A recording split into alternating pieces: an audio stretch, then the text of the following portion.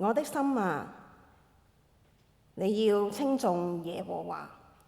凡在我裏面的，也要稱頌他的聖名。我的心啊，你要稱頌耶和華，不可忘記他的一切恩惠。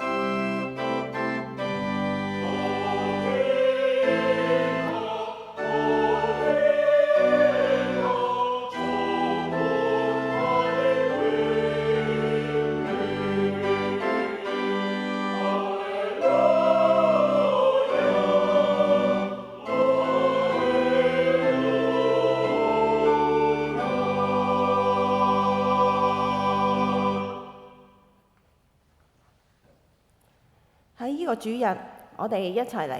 讚美我哋嘅上主，親手創造呢個世界，譜頌第536首《天父世界歌》。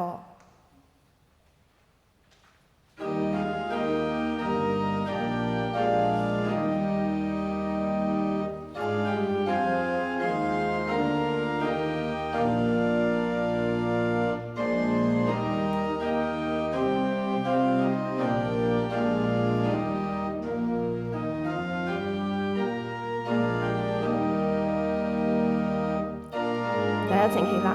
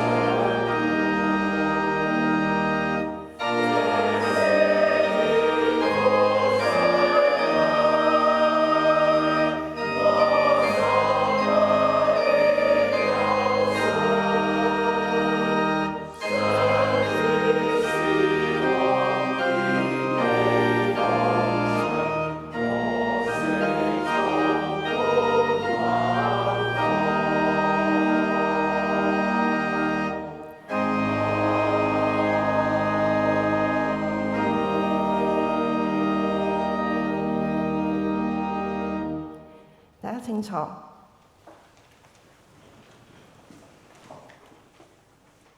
今天我哋所用嘅啟應經文係選自舊約詩篇第16篇全篇，即係本堂所用聖經舊約第768年，由本人讀啟，會眾同應，最後我哋一齊誦讀詩篇第16篇全篇。上帝啊，求你保佑我，因為我投靠你。我曾對耶和華說：你是我的主，我的福氣唯從你而來。論到世上的聖民，他們是尊貴的人，是我最喜悅的。追逐別神的，他們的愁苦必增加，他們所要結的血我不獻上，我嘴唇也不提別神的名號。耶和華是我的產業，是我杯中的福分，我所得的，你為我持守。用繩量度我的世界，坐在佳美之處，我的產業實在美好。我要稱頌那指引我的耶和華，在夜間我的心腸也指教我。我讓耶和華常在我面前，因他在我右邊，我就不致動搖。因此，我的心歡喜，我的靈快樂，我的肉身也要安然居住。因為你必將我的靈魂貼在陰間，也不讓你的聖者見你的苦。你必將生命的道路指示我，在你面前有滿足的喜樂，在你右手中有永遠的福樂。我哋一齊低頭向愛我哋嘅耶和華禱告。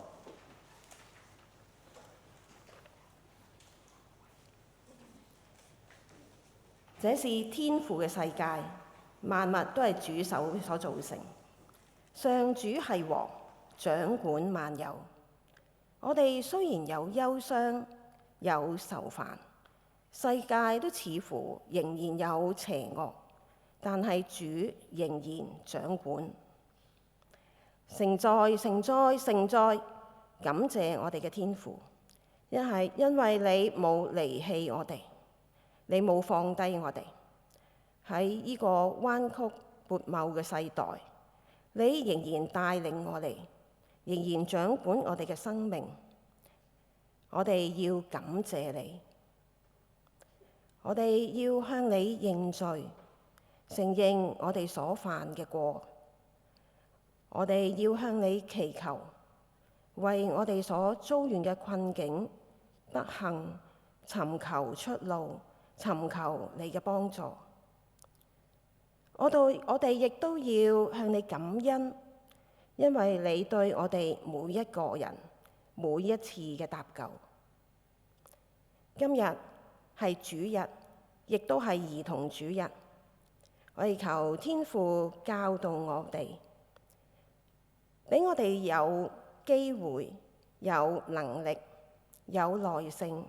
有愛心，對待我哋所遇見嘅每一個小朋友，無論係我哋身邊嘅小朋友，喺教會入邊嘅，喺工作遇到嘅，喺我哋生活圈子，甚至係我哋返工放學喺街上遇到嘅小朋友。主耶穌曾經講過，話讓小孩到我這裏來，又話唯有好似小孩子咁樣嘅，先至能夠進天國。因為主珍惜小孩子嗰份無偽嘅信心，同埋全然對主嘅依靠同埋信服。唯願主教導我哋明白、了解並且聽從主嘅教訓同埋吩咐，並且我哋能夠以身作則，將主嘅教導實行起嚟，亦都藉着咁樣能夠教導我哋嘅小朋友，懂得聽明白主嘅意思，並且立志去進行。我哋為到世界各地唔同種族，不分係咪基督徒，係咪已經信咗主嘅小朋友去禱告，求天父去顧念佢哋嘅需要，特別係有好多身處戰地，喺饑餓之中，喺貧困裏邊，甚至身在兒童嘅犯罪或者販賣嘅痛苦入邊嘅，我哋求天父去垂憐，去拯救。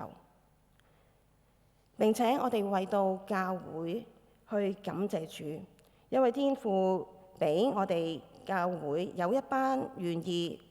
服侍兒童嘅教牧同埋導師同埋兄弟姊妹。我哋亦在此都祈求，求天父賜俾各人有恩典同埋能力，並且有健康嘅身體，以至到喺我哋教會成長嘅小朋友，因着教會嘅教導，對天父有更多嘅認識，以至到佢哋嘅腳步到老，亦都唔會偏離。以上嘅祈求，我哋係藉着嗰位已經出死入生嘅主耶穌基督之名祈求，阿門。現在係讀經。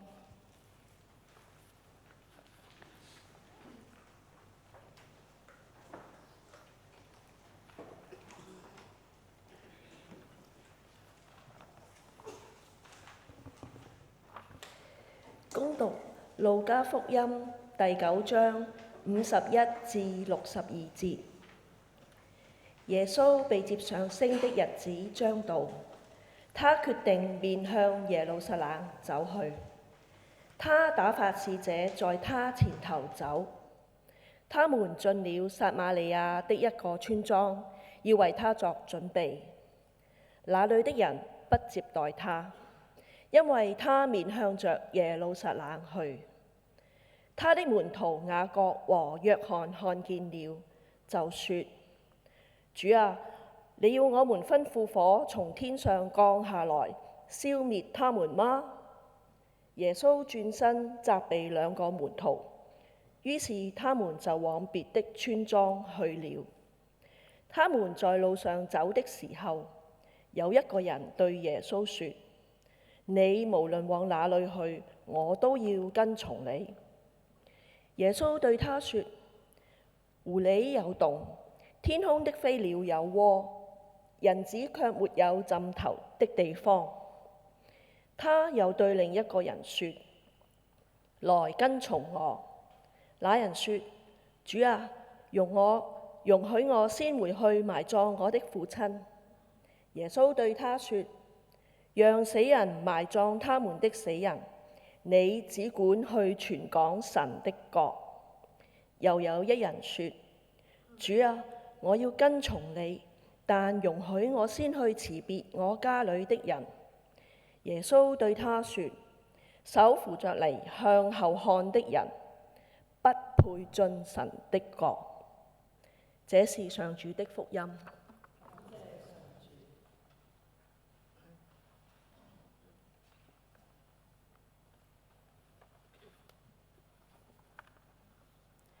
今朝早堂詩班會代表我哋向上帝擺上敬拜同埋詩歌。詩歌嘅歌名係《Seek Ye First》。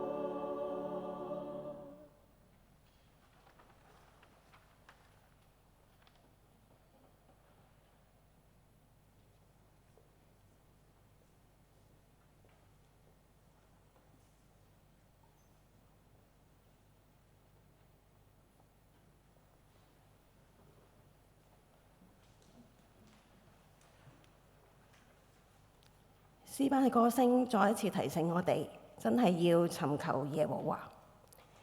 喺今日講道嘅經文所選用嘅係新約聖經路加福音第2章42至52節，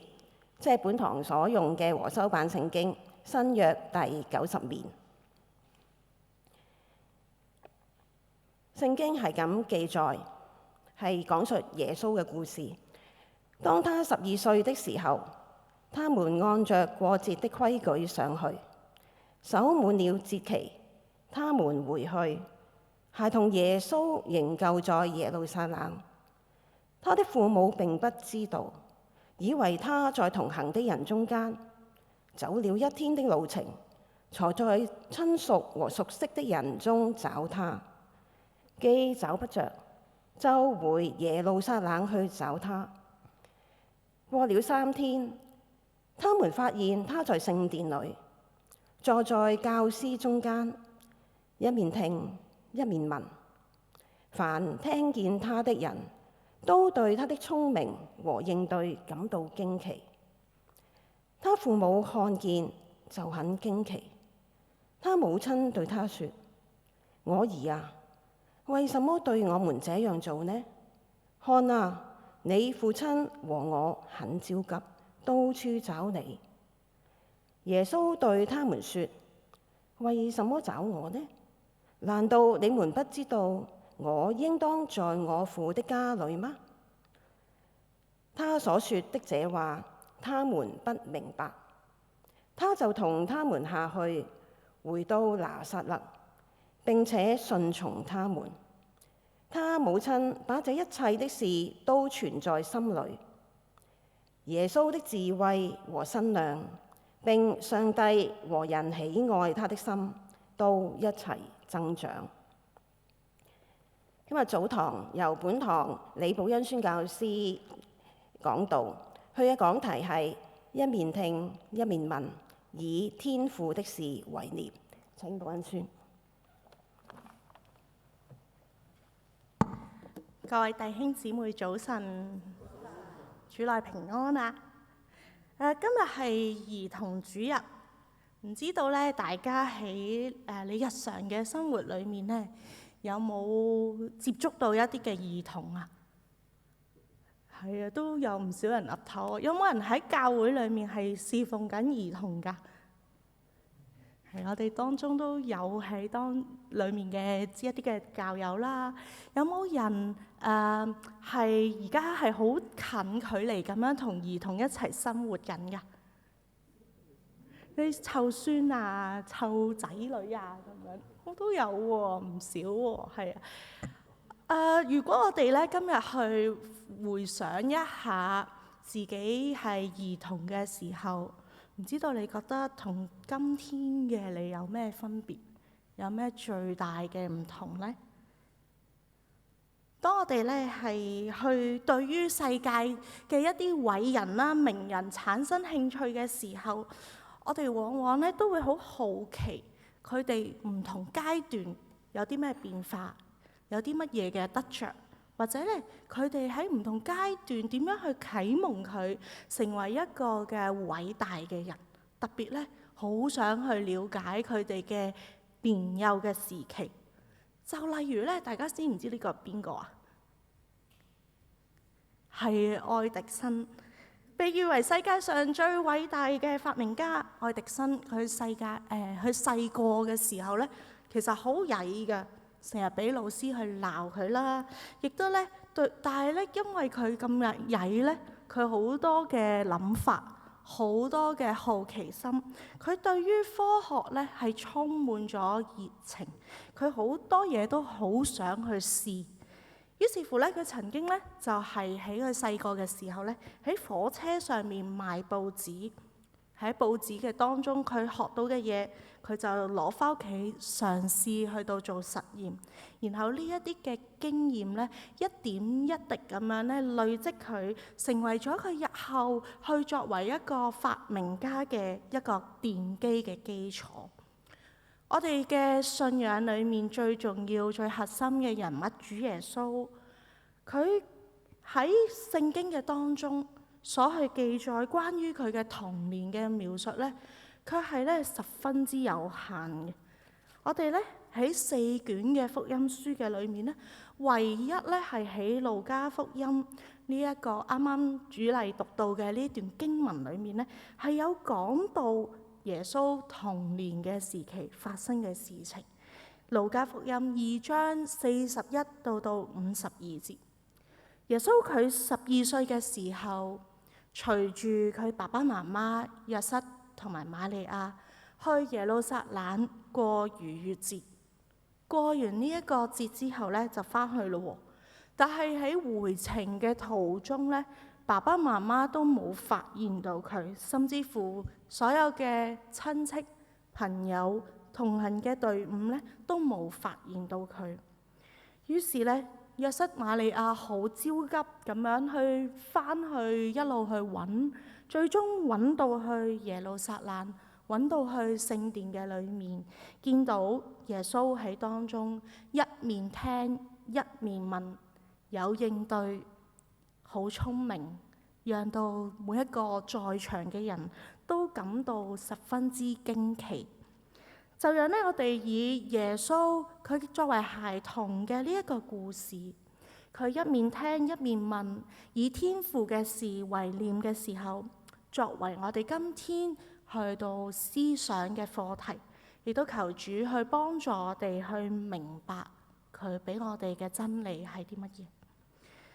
首先呢，點解當時佢哋要去到聖殿呢？原來呢，昔日呢，以色列人呢，佢就去出埃及之後呢，摩西俾佢哋嘅律法就係規定咗所有嘅成年男性每年逾越節、收割節同埋住棚節呢3大節日呢，都要去到耶路撒冷嘅聖殿裏面去獻祭守節。佢哋呢，要去歡慶呢3個嘅節期。經歷咗呢1800年之後啦，到咗耶穌嘅時期，其實當時喺以色列地嘅人已經分散咗去唔同嘅地方度居住，所以咧佢哋咧在外地嘅人呢，佢哋都係緊守住摩西曾經頒發嘅呢一個嘅律法，即使要長途跋涉都好咧。呢3大節期至少有一次呢，佢哋都會去到耶路撒冷裏面去過節嘅。我哋可以知道呢，其實當日要去一個地方同我哋今日呢係好唔同，要花嘅時間係好長，要係靠一係就騎馬騎驢，或者係走路咁樣去唔同嘅地方。耶穌嘅家庭呢，佢哋呢係一個好虔誠嘅猶太家庭嚟嘅。佢哋呢遵守住律法嘅要求，每年其實係到逾越節嘅時候呢，聖經俾我哋睇到約瑟同埋瑪利亞呢都一定會去耶路撒冷嘅。並且呢，去到呢一年啦，耶穌12歲嘅時候呢，佢都跟住一齊去過逾越節。一齊咧去跟足規矩咁樣去上耶路撒冷。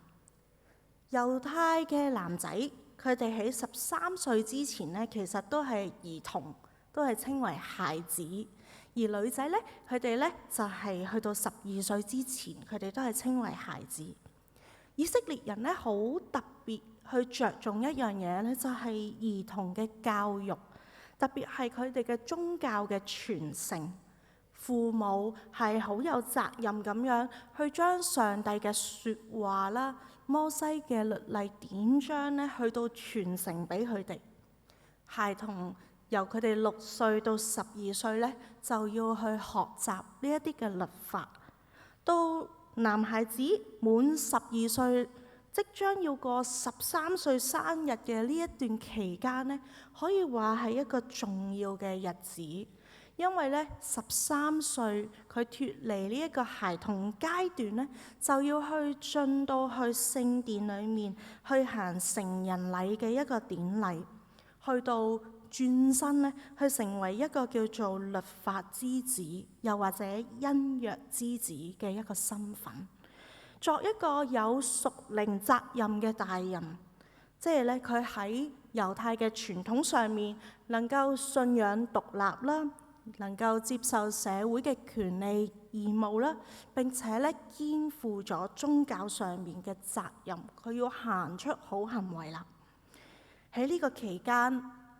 耶穌12歲，未到13歲，可以話係佢要去告別孩童嘅最後一年。喺呢一年嘅裏面，將要去成為律法之子、恩約之子嘅呢一年嘅當中，耶穌跟住爸爸媽媽去耶路撒冷，去當地去遵守一切嘅規例，去守節。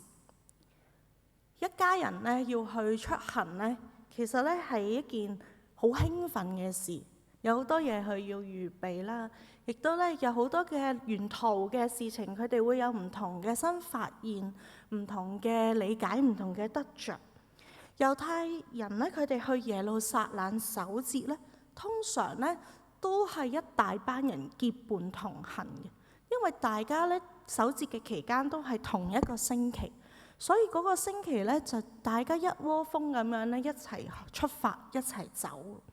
所以咧，當時咧好多嘅男丁咧，可能就係喺前或者後啦，去到咧係包抄咁樣去保護中間行緊嘅一啲嘅婦孺啊、孩童啊等等咁樣。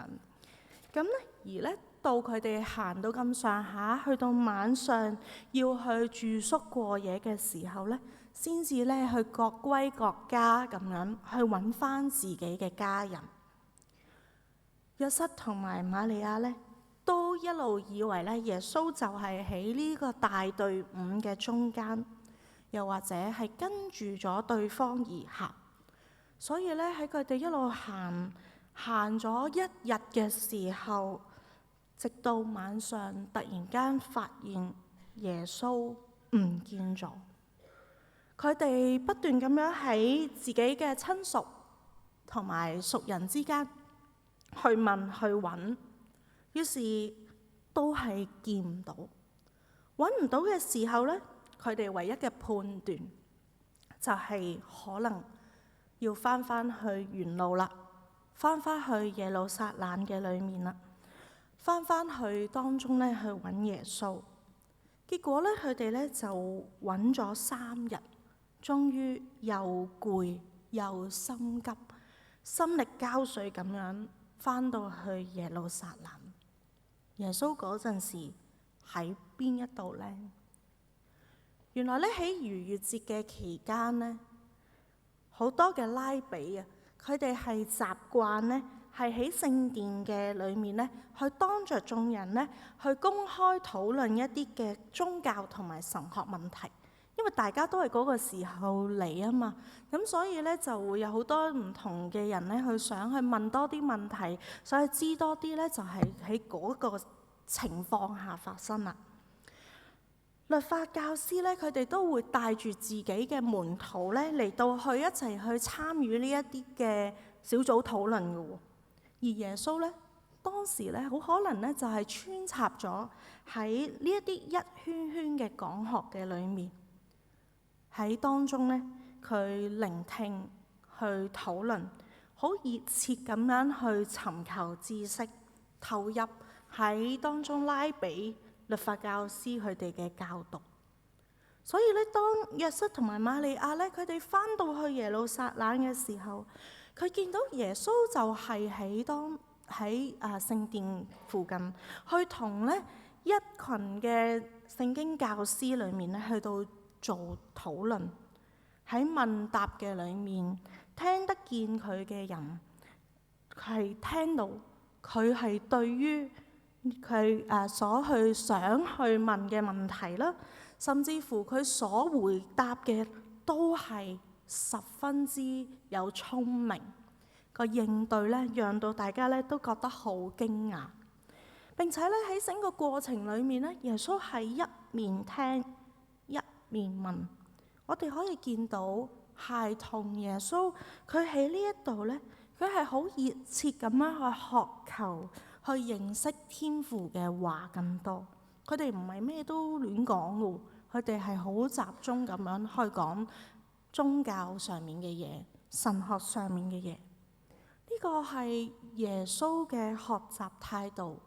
認真又專注，一面聽一面問。事實上呢，孩童就係咁樣。我哋回想一下自己細個嘅時候，腦海裡面係咪有千百萬個、10萬個為什麼呢？好多問題我哋想即時去問，又或者我哋今日近距離，我哋身邊有小朋友嘅時候，佢哋真係不斷咁樣去提出唔同嘅問題、唔同嘅想法。喺我自己喺公理堂裏面，喺 CCC Kids、喺 Kids Zone，甚至我哋一啲外展嘅事工，去到增光嘅小學裏面呢，係同小2班去講聖經故事，同小4班有團契嘅時候呢，每一次同佢哋去分享故事信息嘅時候，呢班小朋友呢都係眼仔碌碌，一面聽一面問，好深刻。係同佢哋嘅聚會裏面，佢哋提問到嘅一啲嘅問題，例如咧，小朋友會問我哋祈禱裏面最尾嗰2個字阿門係咩意思呢？有小朋友又會問點解我哋要奉獻㗎？當係小學裏面去提到悔改嘅時候，有小朋友又問如果我今日悔改，聽日又犯錯，咁點算呢？又有小朋友問佢哋自己生活上面嘅難題，關於饒恕嘅課題，好想去饒恕別人，但係別人不斷一步一步咁樣去踐踏，不斷嘅得罪佢嘅時候，應該點做呢？小朋友好想知道天父係點樣去赦免我哋，天父點樣知道我哋嘅需要，好多好多嘅問題，佢哋好想去問。就係咁樣一路問，一路吸收，一路聽，一路成長。孩童把握住唔同嘅機會，一面聽一面問。我哋可以想像耶穌同拉比去討論上帝嘅説話嘅時候，佢嘅理解同埋回答唔係聽咗就算，唔係籠統含糊咁樣去學咗一啲嘢，而係好認真咁樣去分析、思考，進入佢自己嘅內心，去到理解。孩童咁樣去問呢一啲嘅問題呢，以至到有陣時我哋去作為導師、作為傳遞信息嘅人呢，都會去被叮一叮醒。係喎，我應該點樣去答呢？原來好多嘢呢，我哋墨守成規咗，我哋背咗，或者我哋呢以為我哋理解咗嘅，其實只係一啲嘅名詞，又或者係一啲嘅短語。其實真正嘅含義係啲咩呢？好值得我哋去一面聽一面問，不斷咁樣去細味、聆聽同埋發問，其實就係受教嘅人嘅一個嘅寫照。正所謂學問呢，係不斷喺學嘅裏面，我哋就不斷咁樣去問，最終呢，堅持到最後，去將嗰樣嘢內化成為屬於自己嘅嘢，先至係真正嘅學問。我哋係要不斷咁樣去求問，我哋嘅知識先至真正嘅去增長，而唔係睇完我哋就明，而係真係要入心。我哋心靈上面，我哋嘅頭腦上面，我哋都去不斷咁樣去提升自己。肯學肯問嘅人呢，首先佢要表達嘅一個嘅態度係必須要係虛心，其次就係勤學勤問，願意咧好好嘅去思考、尋求、理解，以至到咧最終可以得着明白，不斷咁樣去累積喺心裏面，提升我哋自己嘅素養，甚至乎隨住唔同時代嘅改變咧，不斷嘅去反問自己，以至到咧我哋係更加去明白所選取嘅、所相信嘅係啲乜嘢。孩童耶穌同埋我哋所接觸嘅小孩子，佢哋呢啲嘅學習模式咧，提醒我哋學問嘅重要，要去將入心入腦嘅資訊好好去理解清楚，必先去透過不斷嘅對話交談，我哋去重視上帝嘅説話嘅時候，好奇有珍惜，就會一面聽一面問，而唔係咧聽完就左耳入右耳出，又或者水過鴨背。耶穌佢咁樣一面聽一面問呢，為我哋啟迪咗學習上帝話語嘅重要態度。我哋人生信仰嘅路咧好漫長，不斷需要我哋去喺唔同嘅環境、唔同嘅時刻咧，我哋去不斷尋問理解。唯有經歷過思考、默想，先至會深化出有意義嘅問題。唯有去主動去發問呢啲上帝嘅説話，先至可以咧落到去我哋嘅心，成為我哋自己嗰啲真實嘅金句，唔係背出嚟，而係可以去喺唔同嘅時候去俾到我哋及時嘅安慰同供應。要學習求知求真，去分辨真偽同埋是非呢，就好似要耶穌小時候咁樣愛問問題啦，一齊去尋求真理，實踐出嚟，咁樣去將呢一啲嘅武功轉化為內功，讓到我哋呢一生都去蒙福。反思我哋今天，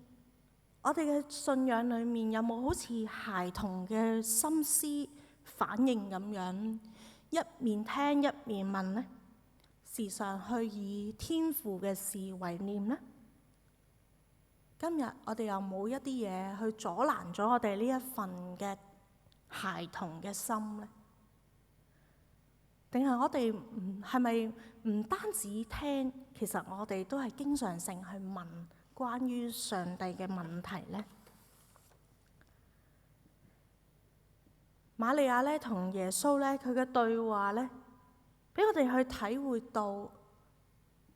作為父母同仔女失散咗、失聯嘅嗰一個嘅焦急，喺呢3日去揾佢嘅時候咧，必定咧係囉囉攣嘅。但係咧，耶穌咧點樣去答瑪利亞嘅提問呢？耶穌佢竟然咁樣話：為什麼找我呢？難道你們不知道我應當在我父的家裏嗎？喺和合本嘅聖經翻譯裏面，佢係話：為什麼找我呢？豈不知我應當以我父的事為念嗎？呢3日爸爸媽媽好心急，但耶穌咧卻係坐喺聖殿嘅裏面，去以天父嘅事為念，去學習天父嘅道。聖經嘅教導好深刻咁樣吸引住耶穌，讓到佢一心咧去掛住天父嘅事。耶穌佢呢一啲嘅回答咧，更加反映出咧，其實佢滿心以為爸爸媽媽好明白佢嘅喎。爸爸媽媽應該知道點解佢要留喺聖殿嘅裏面噶嘛？呢個唔係佢哋嘅期望咩？細細個教佢律法，12歲同埋佢哋一齊上去，仲唔係要去學更多嘅嘢？仲唔係符合爸爸媽媽嘅期望，嚟到去學點樣去喺嚟緊行成人禮之後，好好嘅去實踐咩？但係呢一次上聖殿呢，俾我哋去睇到原來一個小朋友孩童耶穌，佢體會到自己同天父特殊嘅關係。佢話呢個係我父嘅家，我父嘅家，我父嘅事，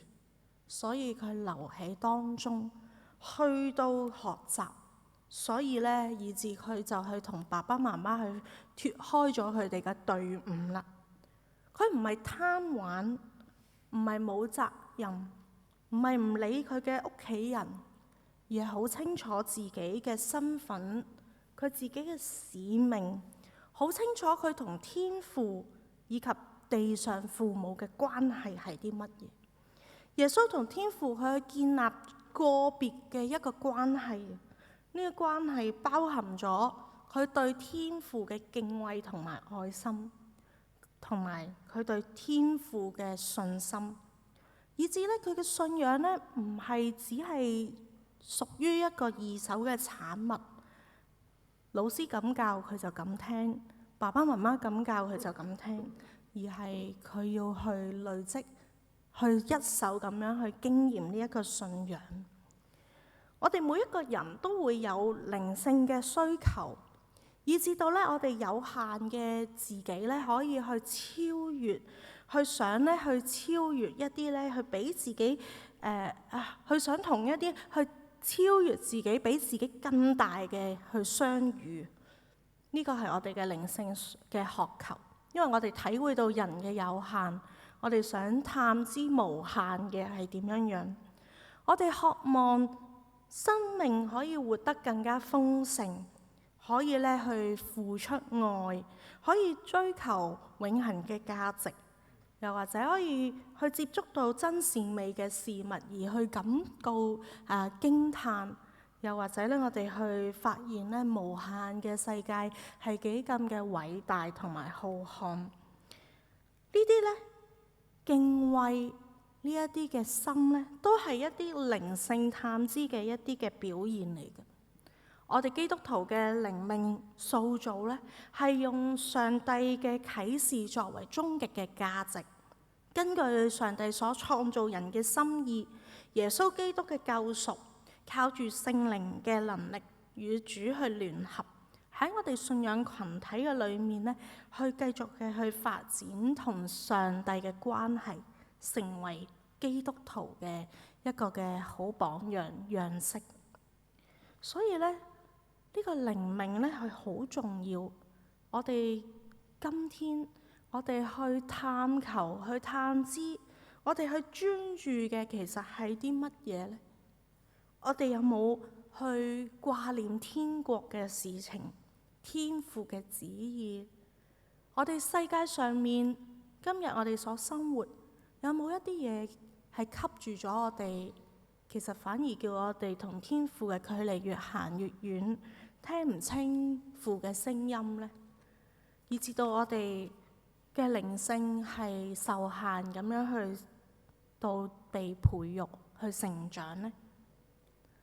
孩童去成長呢，特別係佢哋喺信仰嘅氛圍裡面去成長呢，其實最直接第一個嘅影響呢，必定係佢自己嘅家，佢父母去締造嘅氛圍係點樣樣去塑造呢一個小朋友。約瑟同瑪利亞係一對敬畏上主嘅父母，呢個家庭好着重信仰嘅實踐，佢哋慣常每年係喺逾越節嘅時候都要去耶路撒冷，慣咗啦。而咧佢哋亦都咧係喺12歲呢一年咧，去帶埋耶穌去到去明白了解呢個節期嘅意義，讓到佢哋嘅小孩都可以參與喺朝聖嘅旅程嘅當中，感受信仰嘅氛圍，做出具體嘅行動。約瑟同瑪利亞對於上帝敬虔嘅呢個態度咧，不知不覺其實就潛移默化咗佢嘅家人、佢嘅小朋友、佢嘅兒子耶穌同埋耶穌嘅其他嘅親友。家庭咧係培育孩童信念嘅第一個場所，主要嘅場所，亦都係塑造人靈性嘅一個基地。所以父母係孩子嘅第一個老師嚟嘅，佢哋一出生咧就會去接觸到父母，甚至係不斷嘅喺相處嘅裏面去模仿父母嘅言行。父母亦都係孩子生命裏面最重要嘅老師，對於佢哋嘅接納啦、批評啦、評價啦，都係會令到小朋友咧係有好深遠嘅影響。上帝去賦予爸爸媽媽、父母或者家長有呢一啲嘅將信仰生活化嘅一個嘅責任。無論父母係唔係去刻意咁樣去培育，其實家庭咧都係深深咁樣去對於一個人成長咧，去帶俾佢好深遠嘅影響。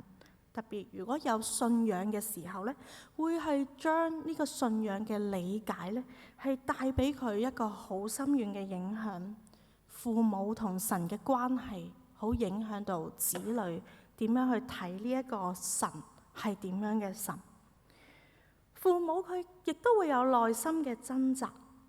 好似約瑟瑪利亞咁樣，既係好想自己嘅仔女認識同埋跟隨天父，但係同時我哋喺世上有好多嘢要去面對，我哋總會係不自覺設咗一啲嘅界限去俾佢哋，為到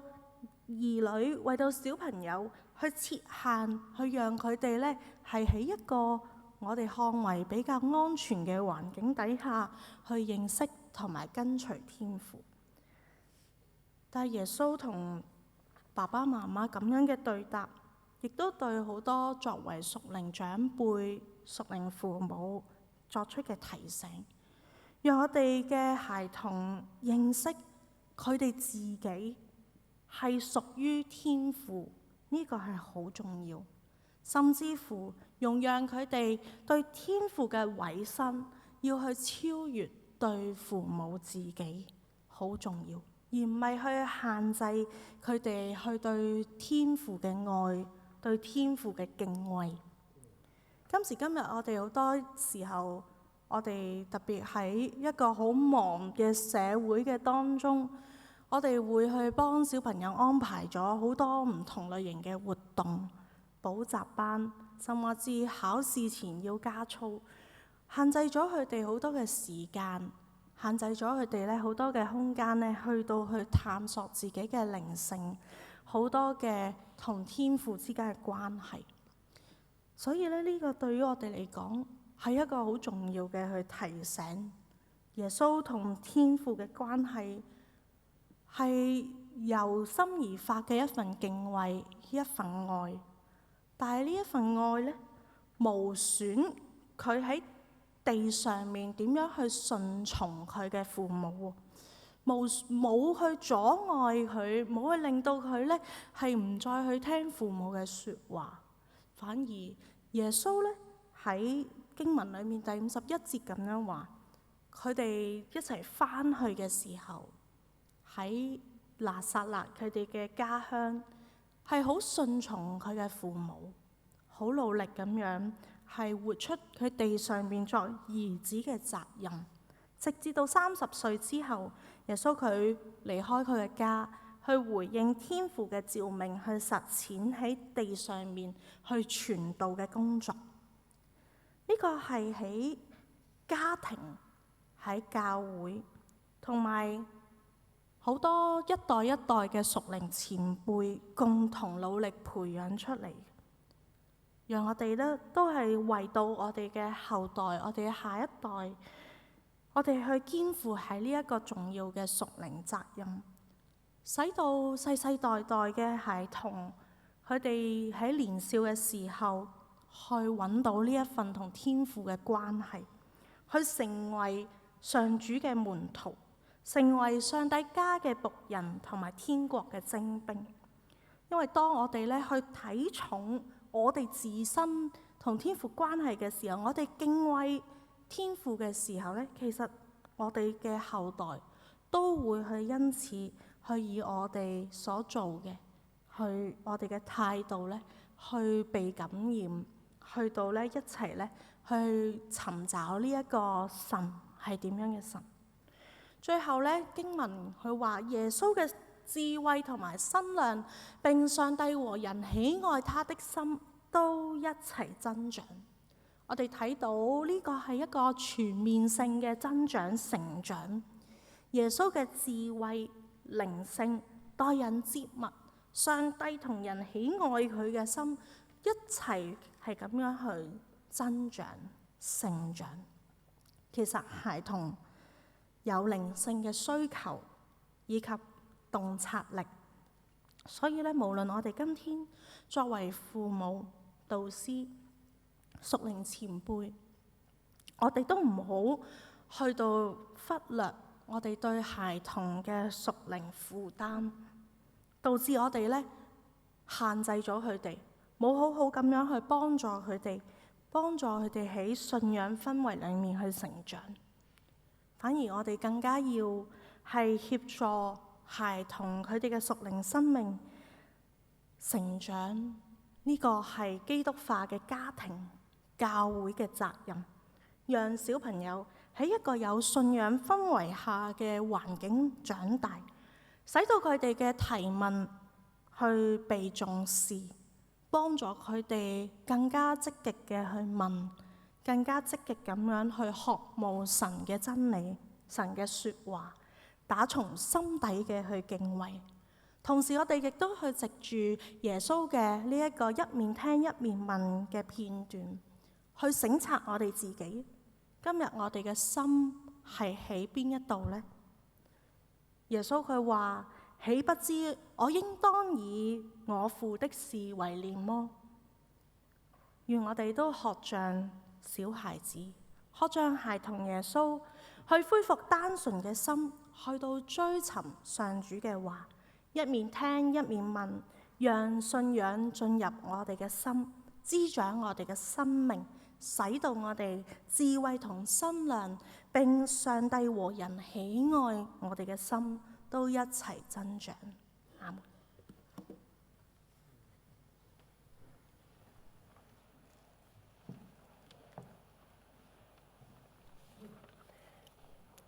多謝本宣嘅教導，願意我哋嚟到上帝嘅面前，上帝亦都願意親近我哋，使到我哋真係喺各方面都得着益處。今日嘅奉獻有2次，第一次係主日捐，第二次係佈道事工捐。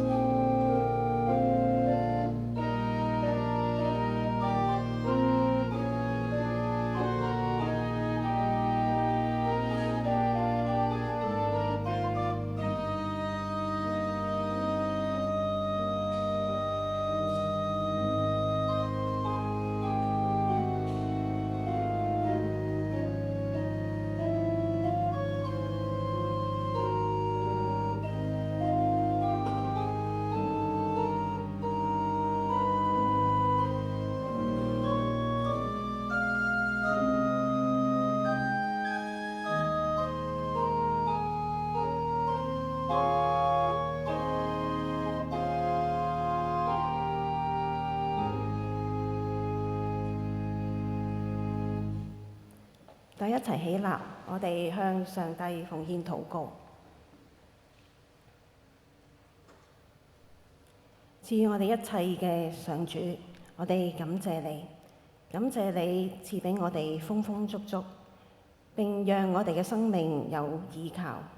讓我哋能夠認識你。我哋所擺上嘅金錢，亦都代表我哋一心去將我哋嘅生命獻上，求你使用。禱告感恩，奉我主耶穌基督聖名祈求，阿門。請坐。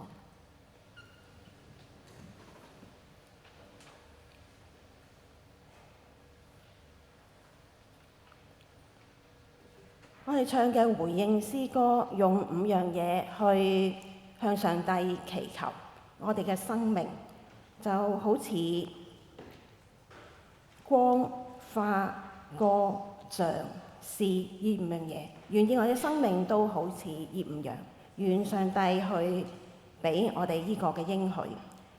我哋一齊唱《生命如光歌》，譜頌第560首。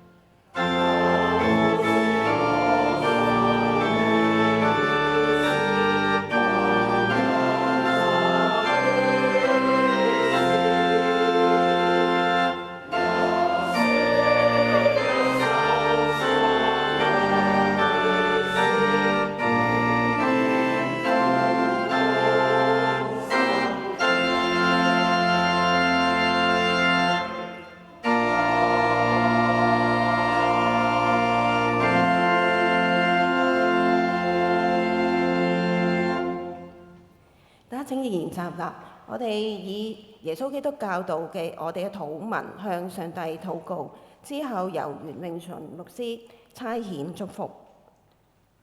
我們在天上的父，願人都尊父的名為聖，願父的國降臨，願父的旨意行在地上，如同行在天上。我們日用的飲食，求父今日賜給我們。又求饒恕我們的罪，因為我們饒恕得罪我們的人，不叫我們遇見試探，拯救我們脫離兇惡。因為國度、權柄、榮耀，全是父的，直到永遠。阿門。請憑信心領受從上而嚟嘅差遣同埋賜福。我謹奉聖父、聖子、聖靈嘅名，差遣你哋回到生活同埋工作崗位，常常盡心、盡性、盡意、盡力敬愛上帝，愛人如己。又願主耶穌基督嘅恩惠、天父上帝嘅慈愛、聖靈嘅感動，常與你哋眾人同在，從今時直到永遠。阿門。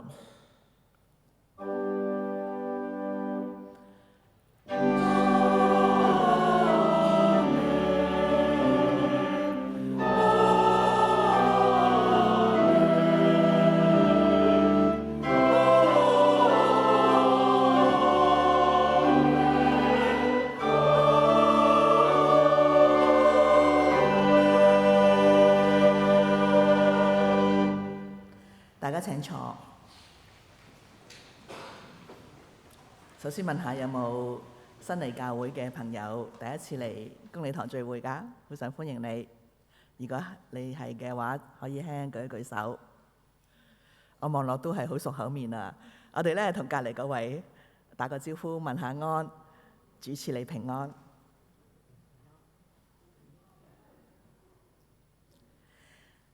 今日係兒童主日。兒童牧區全體導師咧會有交流會，係今日下晝12點半到3點喺8樓舉行。好感恩上帝喺公理堂呼召好多服侍兒童嘅弟兄姊妹，願呢一班小朋友從小就認識聖經，到老都唔偏離。有關同工嘅消息，本堂嘅事務員鍾寶珍女士將於6月30日離職，為佢喺呢度忠心嘅侍奉，我哋感謝。嚟緊呢個禮拜有2個嘅活動，係登喺周刊嗰度嘅，就係7月2號全堂祈禱會，晚上7點半喺1樓副堂舉行。而馬大交流會7月5號星期六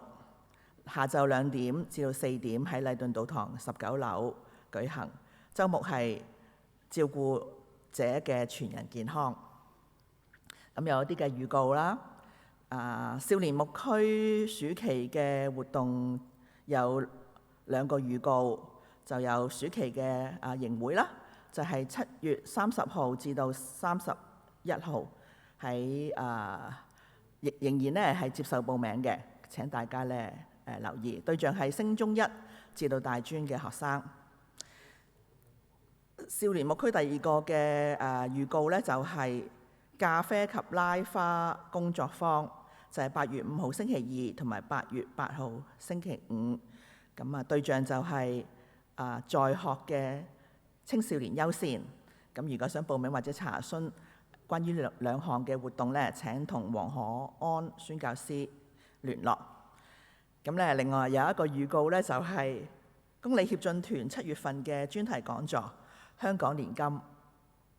安心無憂》。咁喺7月20號主日舉行嘅，就係下晝2點半到3點半喺19樓，由我哋親愛嘅梁凌志執事喺當中主講。咁大家咧記住呢個時間啦，到時出席就可以。如果想參加午膳呢，就要報名。咁詳情可以